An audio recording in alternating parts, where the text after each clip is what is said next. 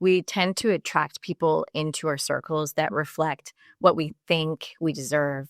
And that's that self-worth piece. There's a phrase, something along the lines of your closest friends represent your personality. And I think that really brings together that idea of how self-worth can affect the relationships that we attract and maintain, even on the level of friendship. So, for example, if you like gossip and you frequently have drama in your friendships, you probably have a pattern of tumultuous relationships and sudden endings, whether it's in friendships or in romantic relationships. When you see yourself as a person of value, you believe that you're likable and that you matter. Hi, everyone. Welcome back to another episode of Nourished Inside Out. I am here with Ashley Greensmyth today. She's a registered clinical counselor and EMDR therapist, and she also has an online counseling practice. Thank you so much for joining us today. Thanks for having me. I'm happy to be here. Absolutely. Do you mind telling us a little bit about your background and how you got into clinical counseling? Sure. So it goes all the way back, but I'll give you the abridged version. I'm the middle child of 3. And so in my family, I grew up having a unique perspective that was focused on fairness and justice and noticing privilege. My parents divorced when I was about 10 years old. And so for me, I think it was hard to accept. So I've always wondered about dynamics in the family and romantic relationships and personality too, noticing the differences between myself and my siblings, for example. In elementary school, I was like a little therapist. My friends would come to me and we would talk about their problems. And I think it was in grade 2, a friend said to me, when I grow up, you're going to be my therapist. And so maybe the seed was planted kind of way back then. I decided to pursue psychology after high school. And initially, I thought I would go into forensic psychology. That was just really fascinating to me. But then at some point, I think as I gathered more information about what that might look like and what kind of studies that might entail, I decided to pivot to counseling. So I took a bit of time to consider where I would want to go for grad school. And eventually, I ended up at Adler University in Vancouver. And that's where I learned about Adlerian psychology. To me, that theory of personality and how early relationships influence the rest of our lives really resonated with me. And Adler is also a middle child, so I think it was just meant to be. So that's the through line of psychology in my life and in my counseling practice. And then the other thing, too, is that anxiety has a through line in my life. I remember, I think it was in kindergarten, crying when my mom left me for my first day of school. I was okay after that, but that memory is just so vivid to me. And as my parents' relationship worsened, I developed some OCD tendencies. And so there was anxiety showing up in another way in my life. And then in college is when anxiety ramped up again, probably because there's lots of stress, probably because I drank too much coffee. And I then developed panic disorder. And now today, anxiety is completely manageable and I have a low anxiety lifestyle. So that's something I try to share and teach to clients who work with me. Wow, that's beautiful. Thank you for sharing your story. I really like how you say that we go through these stressful situations, but now you're working with yourself and with your clients on how to live a low anxiety lifestyle. And I think that's so important these days. Before we dive into the low anxiety lifestyle, I want to talk about self-worth and self-esteem. Can you tell us how the two are different? Yeah. So self-worth is a belief that you have that you're a person of value, that you're worthwhile, that you're deserving of having your needs met. And so an example of that might be thinking and believing I'm lovable, I matter.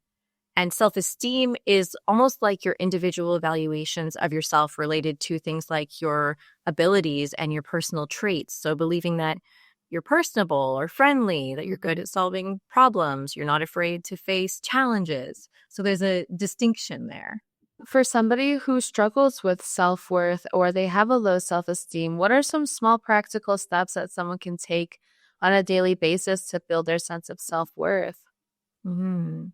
A first one that I usually suggest to clients is find a self-worth role model, because the thoughts that we have in our mind are often imported from our early experiences or other negative experiences we might have had, like if we were ever bullied or teased or received negative comments, which who hasn't, right? And so finding a self-worth role model is sort of a way of importing a cheerleader into your mind. For me, that's JVN, Jonathan Van Ness. If you're not familiar with him, on his social media, every Monday he posts this positive affirmation, is really happy and bouncy and very accepting. And so I make sure to be dialed into that. And that's just another voice I can have in my mind. If I'm ever feeling down about something, kind of feeling maybe bad about my body, then I just channel that voice, and then that helps me to feel better. So that's one of the things that I recommend for clients. Another thing is bring some joyful movement into your life. It doesn't have to be exercising X amount of days per week and spending lots of time in the gym. Just experiment and find something that really energizes you and feels good.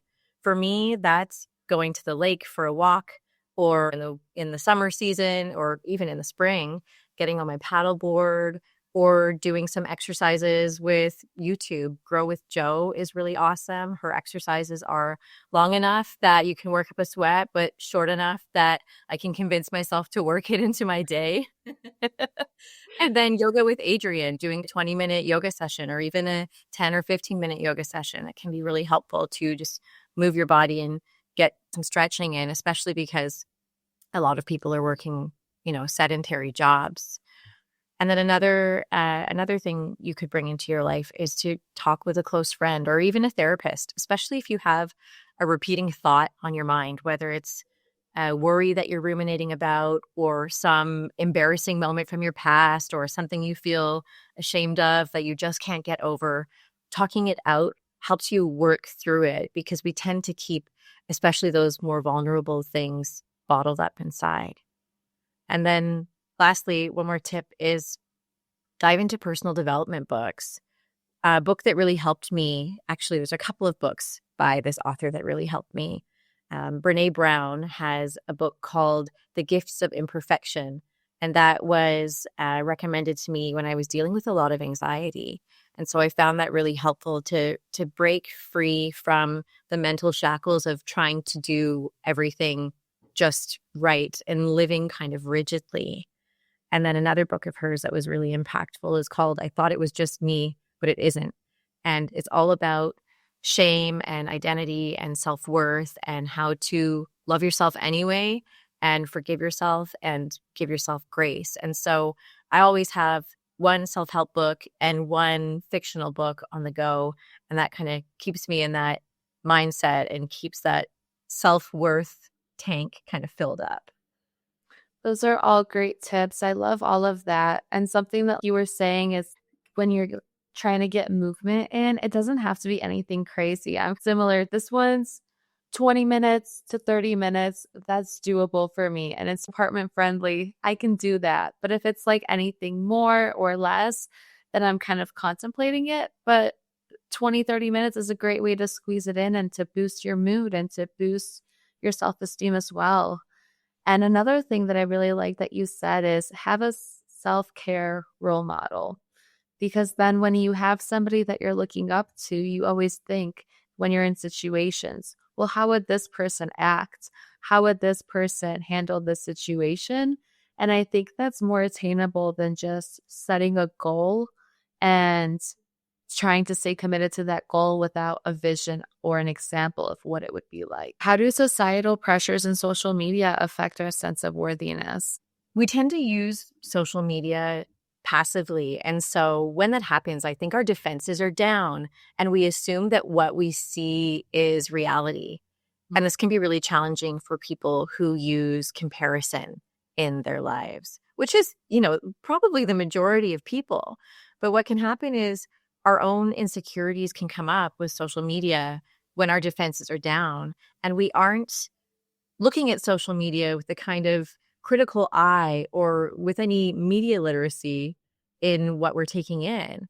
And so we just look at the celebrities or the people we knew earlier in our lives or our acquaintances, let's say, and compare ourselves with how much enjoyment it looks like they're having in their life, how much traveling they're doing, what we assume their relationship is like, when we really have no idea.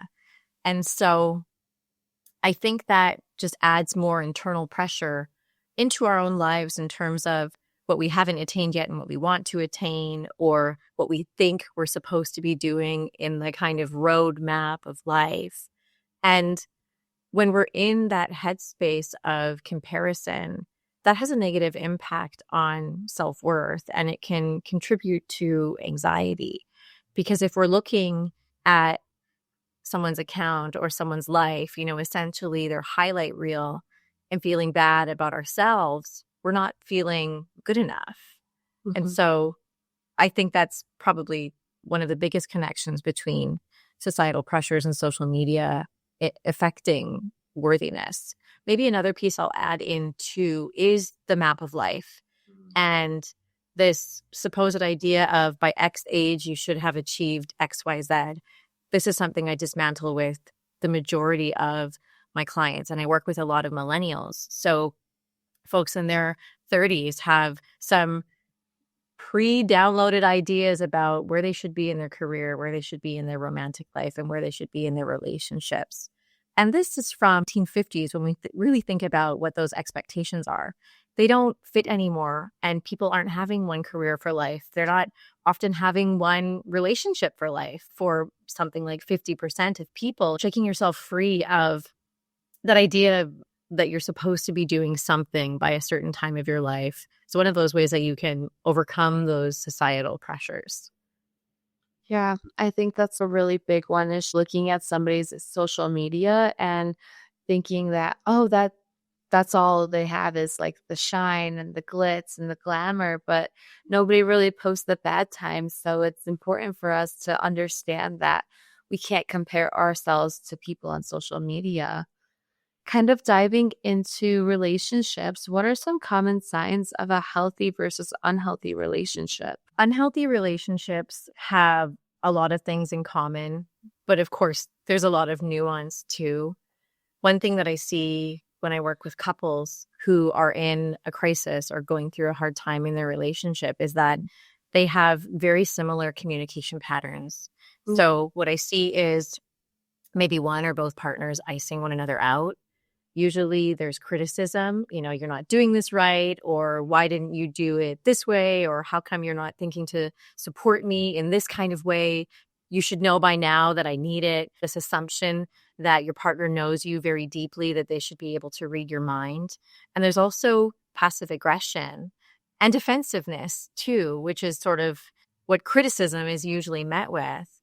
And so the more of these 4 types of patterns that there are in a relationship, and the more frequently they come out, it's sort of a sign of a relationship being in an unhealthy state. And so that's something that I help people to break down by essentially seeing what these antidotes are for these types of communication. Another thing is, if you're unwilling to resolve conflicts productively, it seems like sometimes in hostile relationships, when one partner is wanting to extend an olive branch and to make that repair to resolve the fight, the other partner might be so protective of their own hurt feelings that they're not willing to accept that. And so then the partner who tries to do the repair is now feeling rejected. The person who rejects the repair is feeling even more hurt, and they sort of get steeped in their own negative stories about their partner. And that just sours the relationship even more. Yeah. If you're evaluating your relationship, something you can ask yourself is, does my partner take accountability when they've goofed up? Do I take accountability when I've done something wrong? What I say to couples is, after you have an argument, there should be a race to repair. Of course, there should be a bit of time that each of you cool off and reflect, so it's not feeling like a fake apology. but you should want to repair and fix things. Another question you can ask yourself is, do I accept repair attempts, or do I brood over my hurt feelings? A lot of unhealthy relationships can boil down to emotional immaturity and that personal growth that needs to happen in order to have open communication, respectful communication, and to be able to accept your own wrongdoing and know that two things can be true. I can make a bad decision in a relationship, or I can goof up somehow, and my self-worth is retained. That doesn't make me a bad person. And that's that emotional maturity piece and how that shows up in unhealthy relationships.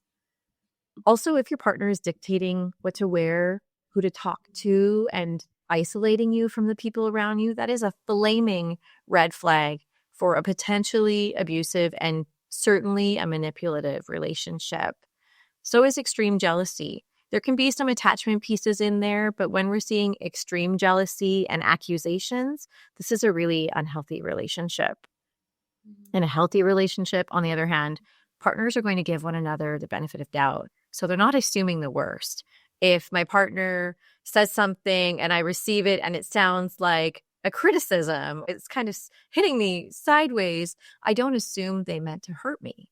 I assume that they had good intentions. This is not to say everything is filtered through that, because maybe sometimes there will be something that's meant to come through and pierce me. But in a healthy relationship, the Gottmans, through their research on couples, have found that there's a ratio of 5-to-1 positive interactions for every one negative interaction. I think that's in particular inside of an argument, and the ratio for positive to negative outside of an argument is even bigger. So in a healthy relationship, it's safe to give your partner the benefit of the doubt, because it's much more unlikely that they're wanting to hurt you or wanting you to feel some negative way. Another thing is seizing opportunities to connect, even if it's over a, hey, look at this meme moment. It's not like your partner is talking to a wall and they're trying to interact with you and you give them nothing. In a healthy relationship, you're turning towards your partner's, hey, look at this, or did you hear about this thing that happened, or whatever that kind of bid might look like. A very high percentage of the time, I think in the research, it's like in the 90s. So some other elements of a healthy relationship are going to be communicative. Both partners are not afraid to talk about the relationship or to talk about a conflict that happened. Self-soothing after an argument and then fixing the problem is one of the ways that you can help to kind of turn your relationship in a healthier direction. When both partners are able to self-soothe, communicate openly, resolve their problems, that's signs of a healthy relationship. Thank you for sharing that. How does self-worth influence the types of relationships that we attract and maintain? Yeah, this is a really good question. We tend to attract people into our circles that reflect what we think we deserve, and that's that self-worth piece. There's a phrase, something along the lines of, your closest friends represent your personality. And I think that really brings together that idea of how self-worth can affect the relationships that we attract and maintain, even on the level of friendship. So, for example, if you like gossip and you frequently have drama in your friendships, you probably have a pattern of tumultuous relationships and sudden endings, whether it's in friendships or in romantic relationships. When you see yourself as a person of value, you believe that you're likable and that you matter, your friendships in particular tend to get like weeded down into people who accept you at your core, and your life is much more drama-free. Whereas people who have a pessimistic mindset and who tend to be more negative, who have a short temper, they're likely to have volatile relationships. And that's a reflection of how well they're taking care of themselves spiritually. They also might have fewer friendships as they age, because people are less willing to tolerate that as they're on their own emotional maturity kind of arc and maturing beyond where you're at. When you have a strong sense of self-worth, you have more harmonious relationships and way more peace in your life. Can you explain to us why people often stay in toxic or unfulfilling relationships, even though they know they're not good for them and they see the red flags? And if so, how can they break free from it?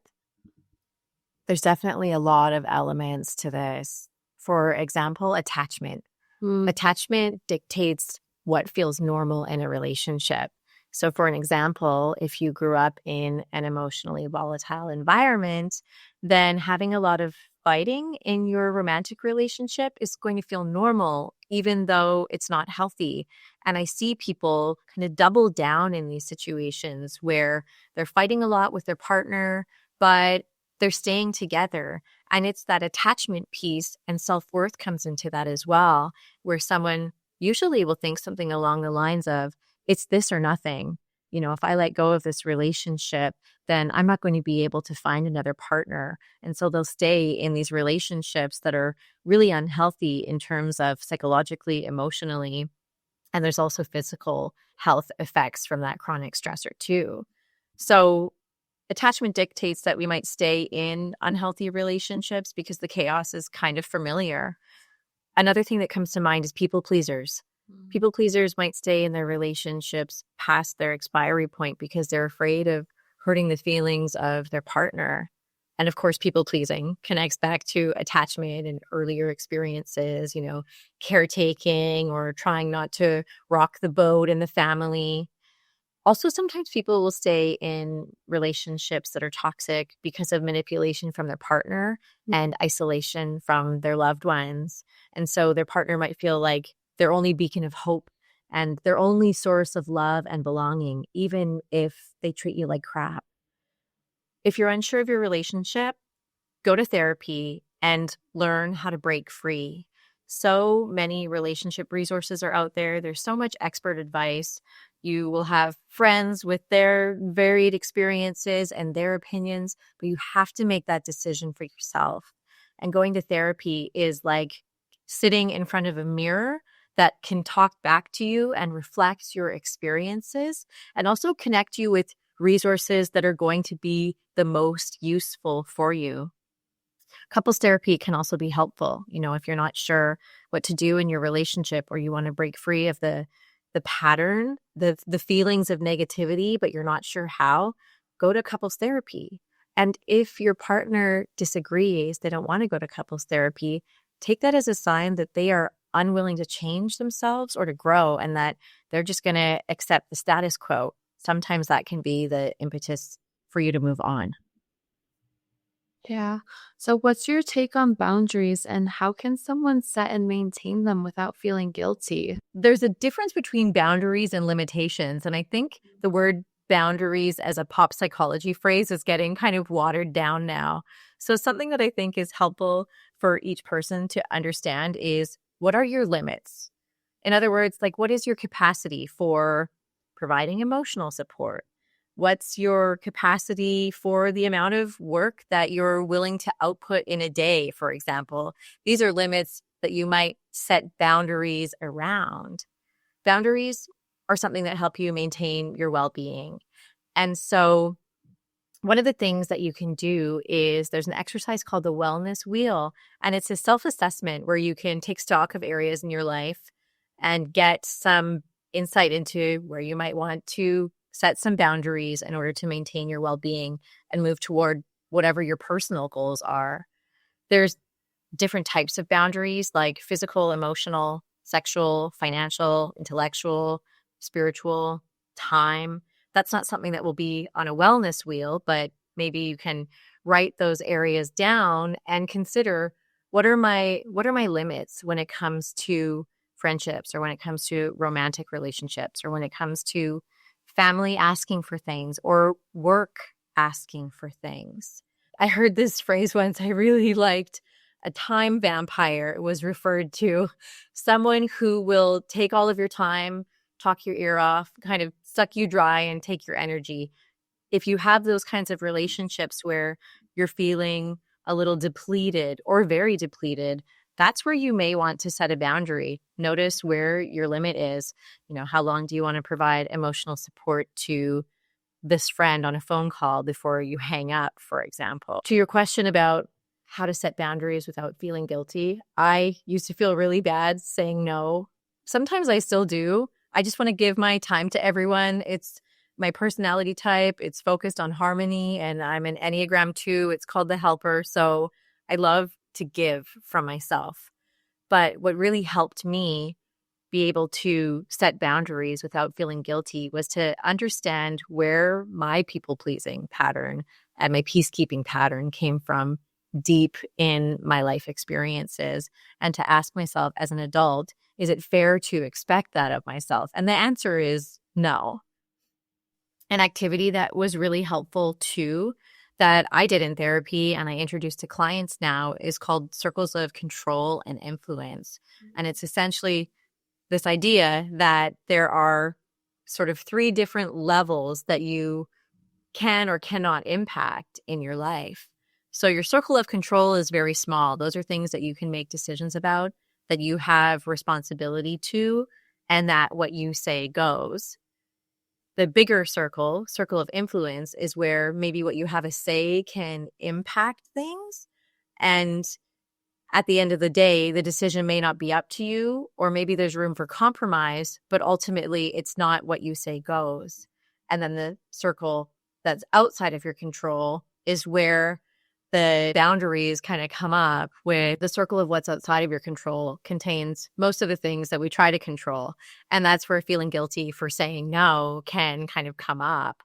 And so people who feel guilty setting boundaries often are trying to control the emotions of another person so that they can avoid maybe disappointing them or avoid a negative consequence. So you have to almost mentally move this idea that another person's reaction is inside of your control into the circle of what is not in your control. And this can be a really helpful writing exercise. Just look up the circle of control online, and maybe that's something that can help you begin to dismantle that. That's great advice. Thank you so much. What advice would you give to someone who wants to rebuild trust after a difficult relationship?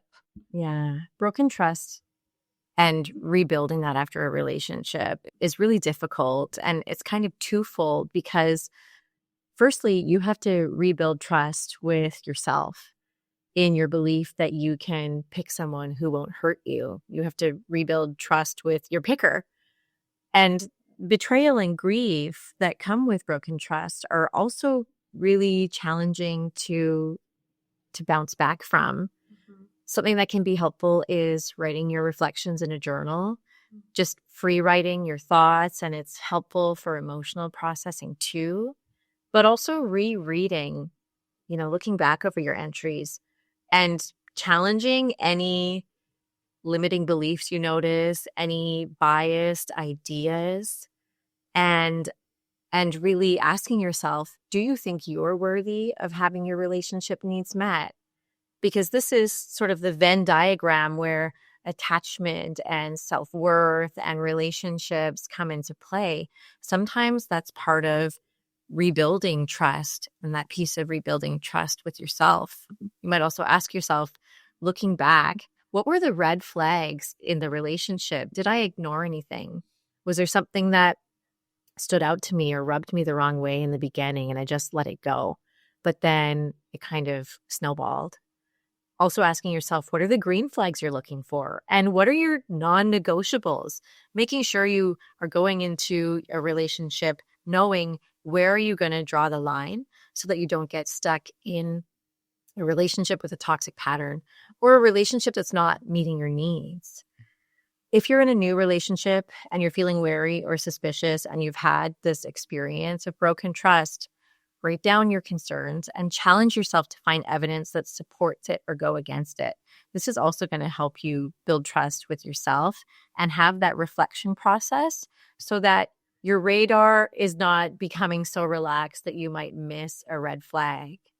Also, if you're in therapy, that can be helpful for identifying themes or patterns in attachment that relate to trust, because sometimes there's an anchor deep down in your past that connects with betrayal or abandonment or rejection. So that can be really helpful to dismantle too. Wow, beautiful.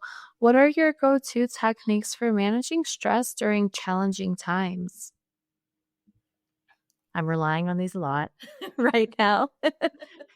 One thing is forcing myself to listen to music. Not that it's hard to listen to music, but something that I've picked up on about my habits is that when I'm very stressed, I like a quiet environment. So sometimes it will occur to me, I haven't listened to music in a while. And then that's when I recognize, okay, I need to start managing this stress. So voluntarily listening to music is one of those ways that helps me to kind of get into the emotional space to begin de-stressing. Another thing is visiting one of my favorite places to try to connect with the feeling that I associate with it. So I might go to a museum or to the bird conservatory and just be there in the tropical environment and notice nature.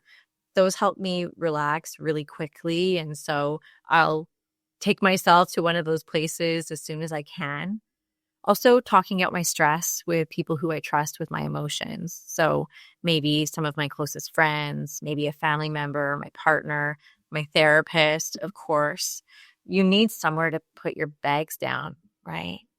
Um, if I'm feeling overwhelmed and I'm kind of trapped in a moment, I can't, run off to a conservatory or go to Fort Langley or somewhere that really lights me up.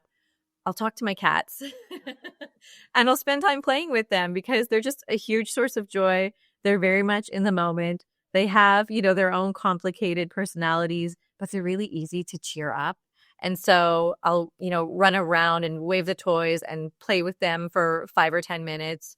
That's really all it takes to get me laughing. And then I know once that laugh comes out, it's cracked for me. The stress is cracked and more joy can come through. And also sometimes I'll just do something mindfully, like sit on my balcony or stare out the window and just look at things going on out in the world. Or I'll make a cup of tea and just drink my tea. That's it. Nothing else. It's really going back to find those little things that bring you joy. It doesn't have to be overcomplicated. It's find the things that give you a good feeling, that you have a good memory of. I love that. Why do you think so many people feel overwhelmed by modern life? And what's one habit they could adopt to help create more calm? I know you kind of talked about like finding the simple joys in the little things, but why do you think most people feel overwhelmed? Yeah, I think that technology and intergenerational trauma play a big role in people feeling overwhelmed by modern life. And working with millennials, we're so dialed into politics, the environment and climate change, human rights, injustices, the news of the world. And we're just downloading all of that information all day through social media, sporadically throughout the day. Or if you're doom scrolling or you're scrolling to try to relax, you're taking all this information in. And it can be overwhelming because it's just endless. The 24-hour news cycle is only something that started in our lifetime. Our parents, our grandparents didn't grow up with that. And so we're used to having this constant stream of information. And in the local news, it's often a lot of, like negativity and what kind of dangers are happening out there. And that can be really overwhelming for the nervous system to just have all of that information. And when we're aware of a lot of bad things that are outside of our control, it creates a lot of tension and a lot of inner friction. And so it just raises stress in our bodies. In my work with clients, we focus a lot on unpacking intergenerational trauma. Pop psychology wasn't mainstream and it wasn't common to our parents when they were growing up. Yeah. Their parents, our grandparents, they're post-war kids, right? And the values and principles of parenting were so much different. And that can trickle through into younger generations. I heard children are to be seen and not heard, but that's not really how it ended up being practiced in my family. But you can bet that's what my parents experienced, right? the goal of parenting for those baby boomer parents was obedience. And so you whip your kids into shape and you make sure they're obedient. And those are the people who raised millennials. Some of that stuff, some of that negative stuff, even the abuse trickled through as well. And so there's a lot of undoing that millennials are facing. And so we talk about how to unpack that and how to kind of gain insight and just acknowledge that for ourselves. Even things like attachment psychology that was just introduced in like the 60s and became kind of mainstream for psychologists in the 70s. So our parents are already kids. They've already got their beliefs established. Their parents are probably not dialed into this because psychology as a newer study was not initially, respected. There was a lot of mental health denial of your inner emotional experience. You just got to suck it up and put your nose to the grindstone. And so a lot of stigma about mental health.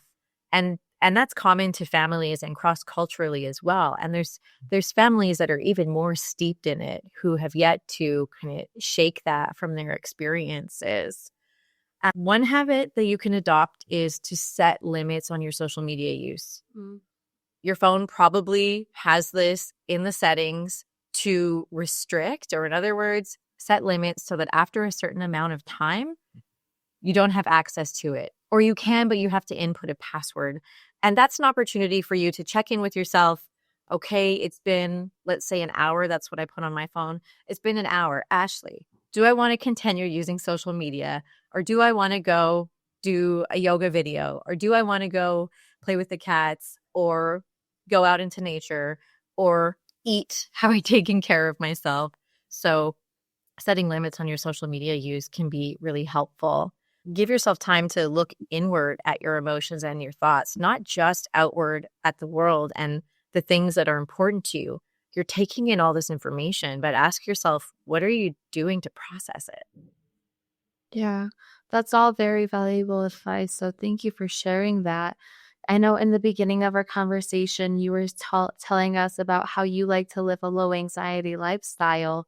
Can you go into that a little bit more of what it looks like for you and how others can start to implement a low anxiety lifestyle? Yeah, absolutely. This is something I'm really excited about. So, a low anxiety lifestyle is all about the habits that support your well being. So, it starts from the first thing in the morning when you wake up, having a mindful morning. And by that, I mean you probably have your alarm on your phone. Be mindful of if you're getting into notifications, if you're starting to check social media and this and that. Like, if you think of yourself as a computer, you're first booting up. Even with a very, very fast computer, if you go to the internet browser, open 100 tabs, as soon as it's booted up and not even all the processes have started, how fast is it going to be? The system will be overwhelmed. We're not that much different. And so being mindful about what you're doing in the morning from the moment you wake up, especially when it comes to technology, maybe try to set that aside and move into your routine. Because I do find that some people say they have a hard time establishing a morning routine.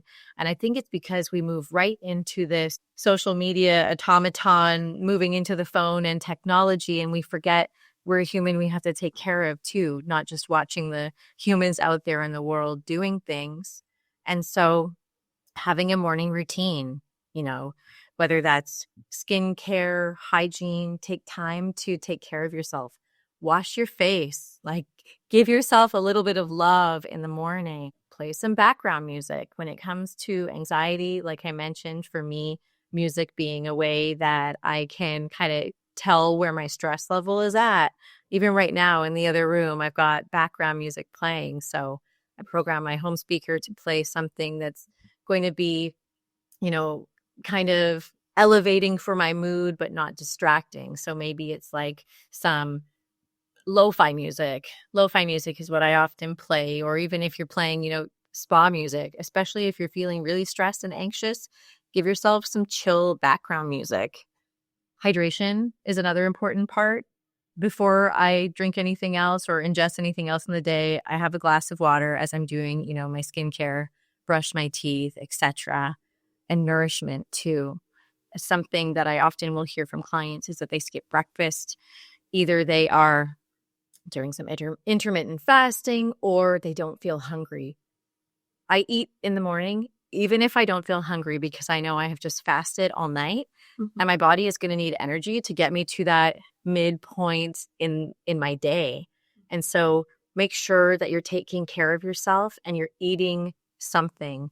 Don't skip on meals. If you're working from home, even if you're a stay-at-home parent or you're a student, when you have a break, take it fully. Like give your mind and give your mouth a break from talking about work or school or how wild the kids are today or whatever that may be. Take your breaks fully. Maybe you have a portable habit or portable hobby you can bring to work with you, your running shoes or a book or whatever, a handheld video game, something so you can have that mental break from work that's going to contribute to work stress balance in your life.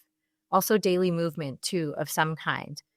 If you're not up to doing a 20, 30-minute exercise at home, then get outside and go for a walk. That's fine too. Because there's a lot more sedentary jobs, it's important that we're getting some steps in, that we're getting some movement in, and don't worry about a number. Just spend some time doing some kind of activity. For me personally, I also track my mood and my menstrual cycle, symptoms, anxiety, if that may be part of it. And I write in a line a day journal. And that's a way for me to have these moments where I connect with myself. And like I mentioned earlier, I have at least one self-help and one fiction book on the go. So that may be something that I dive into at some point in the day. And I make sure to connect with one friend a day, whether it's a phone call or FaceTime or having a text conversation. Some other things that I bring in for my low anxiety lifestyle are taking supplements and doing a regular annual blood test. I want to make sure what I'm doing, is it working? How's it looking on the inside in my blood?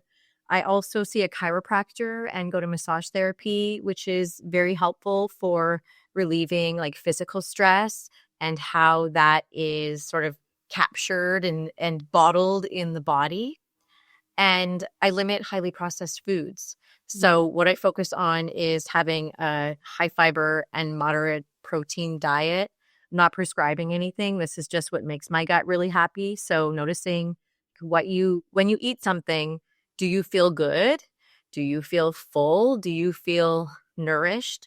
Those highly processed foods tend to be devoid of significant amounts of protein and fiber. That's why you can eat a bag of chips and still be hungry. And so if you're going to eat those things, fine. And also make sure you're getting that real nourishment from your food. So this low anxiety lifestyle, it might sound like a lot of things to kind of list it out, but it all flows really seamlessly into my day. These little habits, they never take longer than 10 or 20 minutes, and most of them are even shorter than that. Some might take a little longer, like doing exercise or going for a walk or meal prep, but it's never taking time away from something because it's all part of the plan. Absolutely. Thank you for sharing all of those. I think they're very valuable, and I know it's going to help a lot of people as well. So, what role does environment play in creating a low anxiety lifestyle? I love this question because stress has a big impact on anxiety. And a lot of my anxious clients have, a lot of short term or acute and also chronic stressors. And so, to speak really practically, having an organized environment can help you feel more organized in your mind and in your emotions.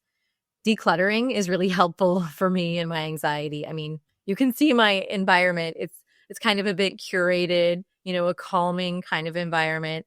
I think decluttering may be a superpower remnant from, OCD when I was younger. I love, kind of leaning into minimalism, but also not fully instilling it in my life. I've got my trinkets. I like my trinkets, but having an environment that demonstrates how you want to feel inside is really helpful. Tense, stressful, chaotic environments, they impact anxiety, whether it's stress contributing to worrying or rumination or an ongoing to-do list, or even physical symptoms that can end up triggering panic attacks. So I've got, calm tones, natural elements. I've got fun little tchotchkes, just elements of my personality that exist in my environment, but I don't feel buried by it. You need to have breathing space in your home environment, in your work environment, and in your relationship as well. That's beautiful. Thank you so much for sharing all of your knowledge and all of your education and tips with us today. So, before we wrap things up, can you tell us where can people find you and where can they support you? Absolutely. Yeah. On social media, I'm Ashley Greensmyth everywhere. Instagram is where I'm most active. Pinterest, too. I'm working on the Pinterest as well. My website is ashleygreensmyth.com, and that's Smith with a Y instead of an I. Amazing. Thank you so much. I'll have all of your links linked down in the show notes below so people can stay in touch with you. Thank you, Ashley. Thanks for having me. This was great.